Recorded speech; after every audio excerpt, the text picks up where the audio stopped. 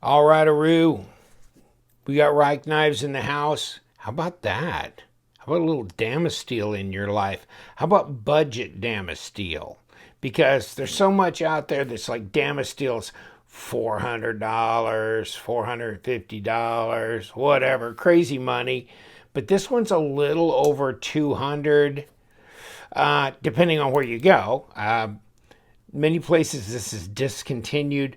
Other places like on Keto USA, they want 400 bucks for it. And then there was another one. I'll give you the link below of where I just saw it available for $212. And I don't know if that's a typo or what, but that's a great deal for a Damasteel knife. This is a bronze color. Not much bronze, but there's some bronze in here. And so, yes, this is kind of a remake of the one that I had in Bowler N690. I've already done on my channel. But getting this kind of really ups the game completely on the Rike Knight to do it like this. It's not an integral. A lot of Rike knives are integral. A lot of them are not. But check it out. It's beautiful. I mean, it's Damasteel, so that comes from Europe, and it's a beautifully done knife. I love the flow of the lines. It's slender, it's long, it's got great ergos. There's your front choil here. And will it be a knife? Well, I don't know. Let's check it out. Oh, God. Let's do that. Okay. Yes, it will. It'll be a knife. So it's not terribly heavy. It's relatively light. Gosh, I wonder why.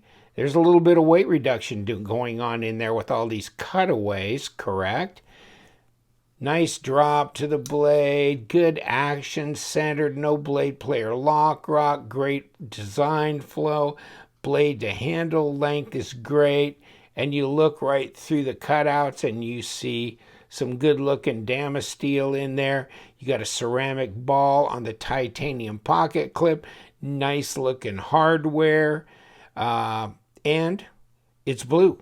And with the bronze, such that the bronze is, it's not really a deep bronze, it's pretty striking. Flipper tab is not too big. It could have been a little smaller, but it's milled out in the center, and it's got jimping all the way around this kind of round ball thing. It's pretty cool, very intuitive, easy to kick open. The detent, detent's appropriate. I really have to slap it pretty hard to get it to come open. So let me see if I can fail it. Ooh, nah, I didn't fail it that time, but it was close. Okay. Yeah, I can fail it, but just lazy flip opens it up. So it's good that way. I don't want it any stiffer. And part of the reason is because I want to finger flick it. I like doing that, and that kicks it right open. If it was a much stiffer detent, that'd make it more difficult. And you've got this cutaway here. It makes it convenient. Knives where the blade's a little taller out of the scales, and you can get back in here. You get a little bit more leverage, such that it's still relatively easy to do. And when you talk about design flow, also the blade disappears in the handle here. Really nice. I mean, it's just a beautiful, slender, graceful knife. But look at the blade shape. It makes sense, piercing, slicing, and it's not crazy expensive. So, I mean, I just think there's so much to like about this knife. And let's put it on the scale. That's got to be another thing. It may be it is not a short little, super lightweight gent carry knife, although maybe you could call it a gent carry. 3.99 ounces, okay, at 113.2 grams. And throw my tape on it, because that's important. And here we go. It's over 3.75, and it's got not quite about a 3.65 inch cutting length. And then you're getting up into the 97, 98, close to 100 millimeter length on here. Overall, well, 8.65 to 8.7, probably 8.65, and 22 centimeters. So it's a good sized knife.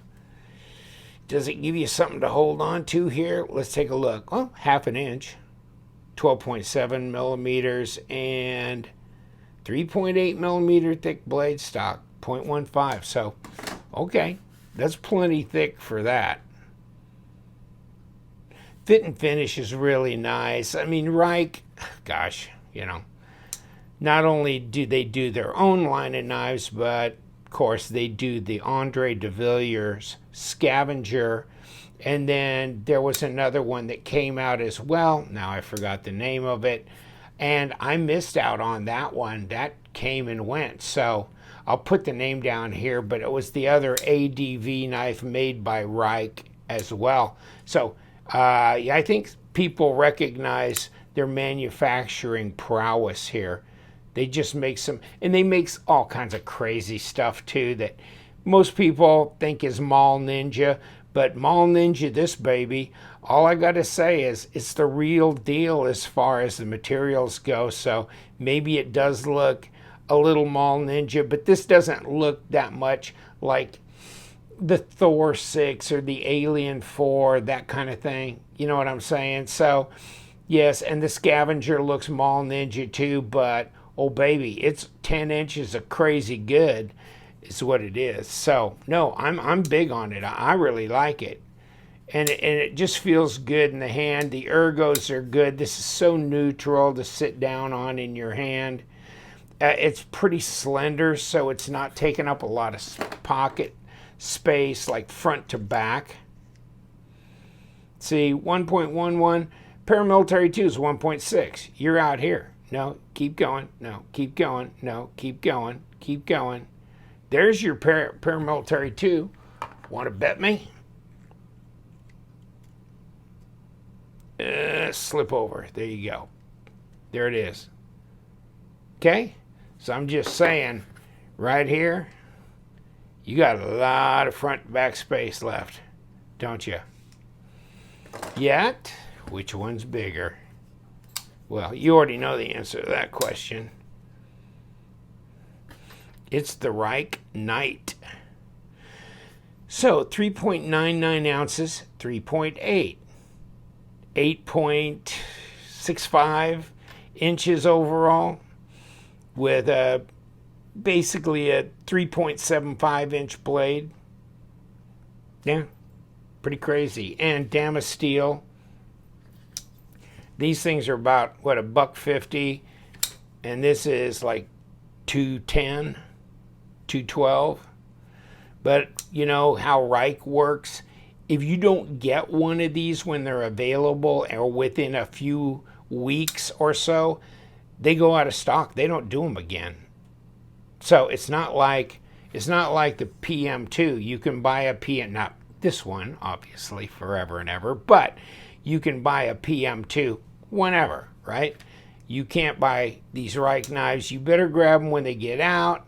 I've got the Alien 4, and guess what? I don't see it for sale anywhere right now. So I think they've come and they've gone. The Scavenger, ADV Scavenger, maybe on the secondary market here or there. So yeah, it's the way it is, folks.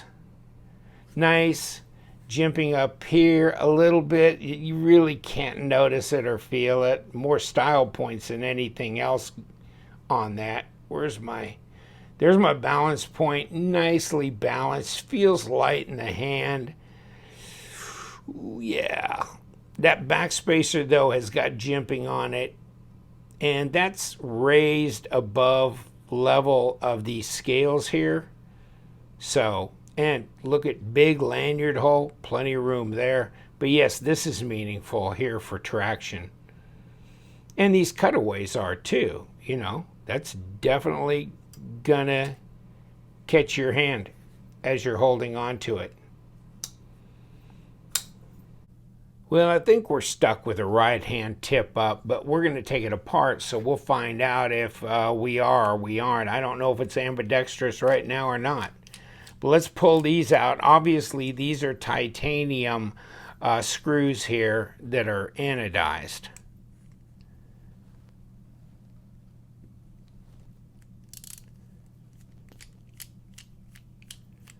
And they let go pretty easy. There you go. And out with a pocket clip.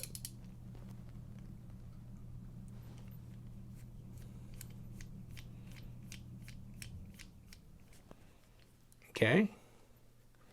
And that looks a little different.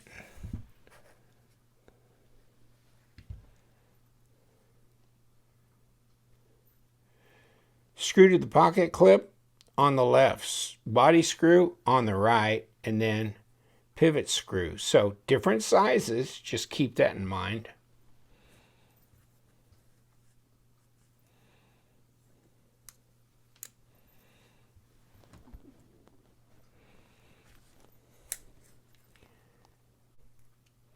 Take this out of this side to maybe that helps release this. I don't know if it means anything or not.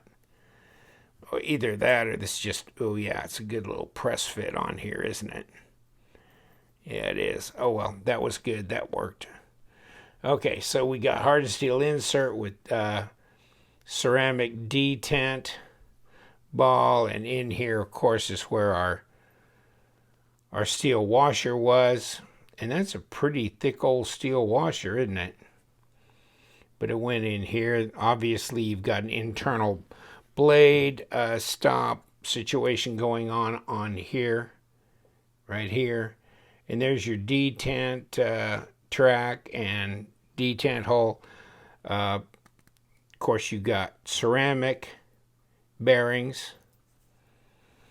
And you just got a regular, whoop.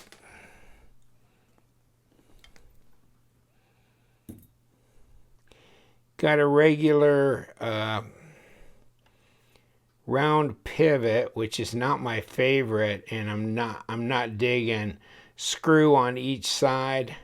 I really like this to be a one piece and a D-shaped, and that will line the logo when you put it in, and it'll keep this from turning because there's no access here. So really, this is a fail for me as far as one chink against it.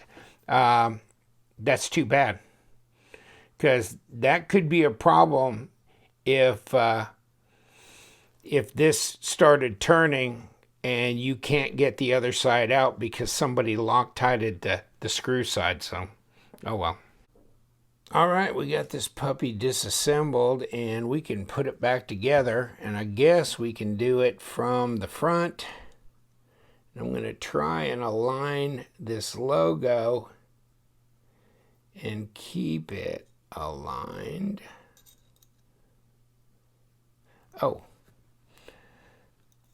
time to put in the pivot, surround, see if we can keep this logo centered correctly on this knife. Backside, washer, bearings,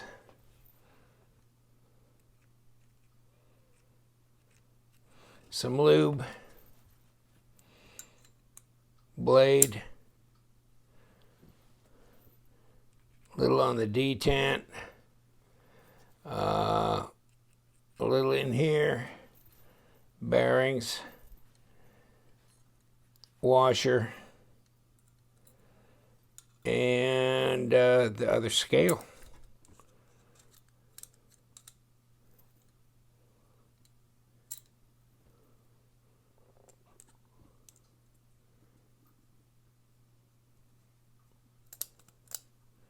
And there we go. That should click, and it did. Click together.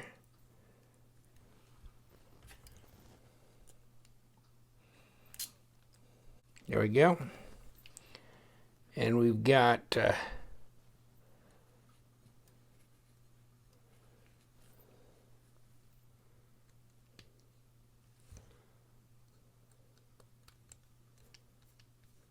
this small body screw here, okay?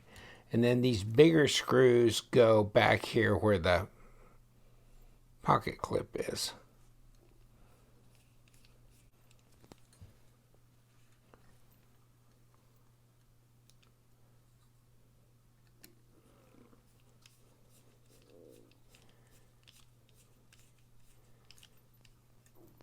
There's that. And we are locked down and we're centered. Action's nice. No play. Back with the Rike Knight. Oh yeah. Damasteel on a budget. Yes it is. Nice. Feels good. Solid in the hand. Actually a usable user. And good looking all day long. But great ergos, great lines, great design, good quality materials. All right, I'm going to leave you to it. Thank you so much. You know what we do. We love them knives. You guys, stay sharp.